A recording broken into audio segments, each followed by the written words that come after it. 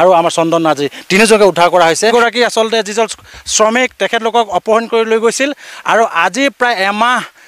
উকলি যোৱাৰ পাছত এই তিনিজন যিজন লেখক বৰাৰ ওচৰত আছে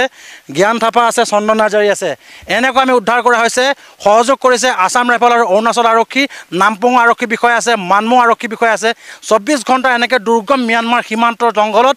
বতাহ বৰষুণৰ মাজত আচলতে আমি উদ্ধাৰ অভিযান কৰিছিলোঁ আৰু কালি এৰি দিছিলে মই আপোনাৰ পৰা জানিব বিচাৰিম কালি ক'ত থাকিলে যাওঁ কালিতো আমি বিচাৰি আছিলোঁ আপোনালোকক কালি মানে আমি হাবিত থাকিব লগা হ'ল আমাৰ ৰাস্তা হেৰালে তেওঁলোকে যিটো ৰাস্তা দিছে নহয় তেওঁলোকে ক'লে যে এইটো ৰাস্তাই গৈ থাকিলেই হ'ব কিন্তু ৰাস্তা ইমানেই ৰাস্তা পাইছোঁ আপোনাৰ এই হেৰিয়ে কাটি পেলাই এইবিলাক এই ফকলেণ্ডে এক্সকাভেটৰে কটা ৰাস্তা আমি ধেৰ পাইছোঁ এতিয়া কোনটো ৰাস্তাত যাম কোনটো নাযাম তেনেকুৱা হেৰি হৈছে লাষ্টত মানে ঘূৰি ঘূৰি ঘূৰি একেটা জেগাতে ইফালে দুৰ্বাদল বৰষুণ কি খুৱাব হ'ল কি খালে খোৱা মানে সেই এটা কেম্প পালোঁ এখন এক্সকাভেটৰ দেখিলোঁ দেখি তাতে মানুহ কাৰোবাক পাম নেকি গাঁৱৰ মানে এড্ৰেছ সুধিম বুলি তালৈ বুলি গৈছোঁ গৈ দেখিছোঁ এক্সকাভেটৰটো আছে হয় কিন্তু তাত মানুহ নাই কোনো মানুহ নাই তাতে দেখিলোঁ চাউল আছে খৰি চৰি চব আছে অল এভৰিথিং আছে খালি তেল বা হেৰিবিলাক নাই সেইবোৰ আমি চোৱা নাই খালি চাউলটো পালেই হৈছে আৰু নিমখ পাইছে সেইটোকে খাই তেনেকেই তাতে মানে খোৱাৰ কাপোৰ কিন্তু ঠিক আছিলে হ'লো আৰু আমাৰ কাৰণেও ভাল হ'ল নহ'লে আজি ইমানখিনি খোজ কাঢ়িব নোৱাৰোঁ কিমান দিন থাকিব তোমালোকে তাত কি কাক কিমান মানুহ এৰিব লাগিছিলে কালি কোনে কোনে এৰিব আহিছিলে লাষ্টতো এটাই আহিছিলে এৰিব আহিছিলে কেইটা বজাত এৰিছিলে কালি ৰাতিপুৱা এনেই 6-7টা মান বজাত ম্যানমাৰত লৈ গৈছে তোমালোকক কিমান দিনৰ পাছত পাই গৈছিলা তোমালোকে তাত যেতিয়া অপহৰণ হৈছিল কিডনেপ হৈছিলে 5 দিনমান লাগিছে 5 দিনমান কোন আছিলে তাত কেম্পত কোন আছিলে গম পোৱা ডাঙৰ মানুহ কোন আছিলে নামকেইটাতো শুনিছিলোঁ কি নাম আছিলে ডাঙৰটো I1 বুলি এটা শুনিছিলোঁ I1 আছিলে তাত তোমালোকৰ ট্ৰিটমেণ্টটো কেনেকুৱা হৈছিলে খোৱা বোৱাবিলাক কেনেকুৱা ট্ৰিটমেণ্ট কৰিছিলে খোৱা বোৱাটো ঠিকে আছিলে ভালকৈ ৰাখিছিলে কি ক'বা তোমালোকে ইমান দিনৰ মূৰত আচলতে আহিলা এটা ঘৰৰ কাৰণে সুখবৰ আমাৰ কাৰণে সুখবৰ বহুত কষ্ট কৰা হৈছে কি ক'বা এইটোতো এতিয়া নতুন জীৱন পাইছোঁ তাত কেম্পত আচলতে কেনেকুৱা পৰা ট্ৰিটমেণ্ট হৈছে তোমালোকক ট্ৰিটমেণ্টটো মানে খোৱা বোৱাটো ভালেই দিছিলে আৰু তাৰপিছত ঘূৰি আহিব পাৰিম বুলি ভবা নাছিলোঁ সিহঁতৰতো কিবা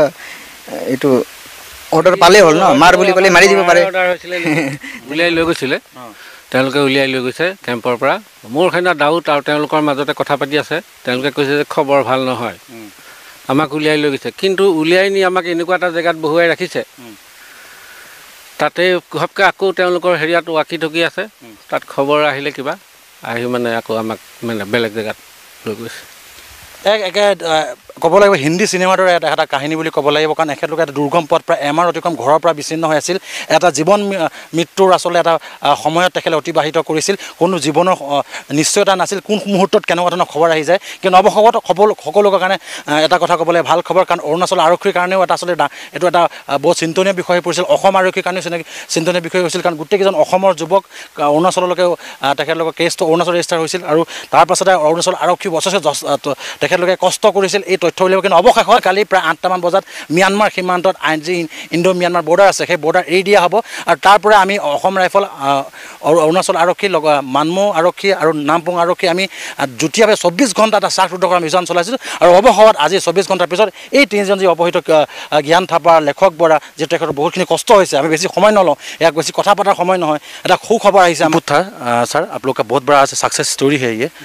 कितना टफ हुआ ये ऑपरेशन रेस्क्यू ऑपरेशन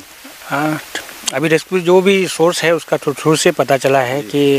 ऐसा आदमी देखा अभी जो प्रंजल हमारा उन्होंने हमको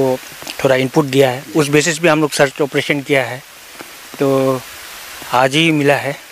तो सर क्या बोलेंगे रेस्क्यू बहुत टफ था hilly terrain बारिश हो रहा है yeah it's a hilly terrain and it was really happy moment on our part also since all the this kidnappee they are in good health আৰু আমি দেখুৱালোঁ আমি আচলতে আমি অতিৰ গৌতম আছে গৌতমে দেখাই যাব আৰু এনেকৈ আমি অপাৰেশ্যন আমি এক্সক্লুচিভ দেখুৱাইছোঁ আৰু এনে উদ্ধাৰ কৰা হৈছে অৱশেষত অৰুণাচলৰ প্ৰশাসনৰ কাৰণে অসমৰ প্ৰশাসনৰ কাৰণে এটা শাস্তিৰ আচলতে তেখেতলোকে এটা সন্তুষ্টি প্ৰকাশ কৰিছে যে অৱশেষত যিটো কিডনেপ আচলতে চাঞ্চল্যকৰ সৃষ্টি কৰিছিল দুখন ৰাজ্যতে সেই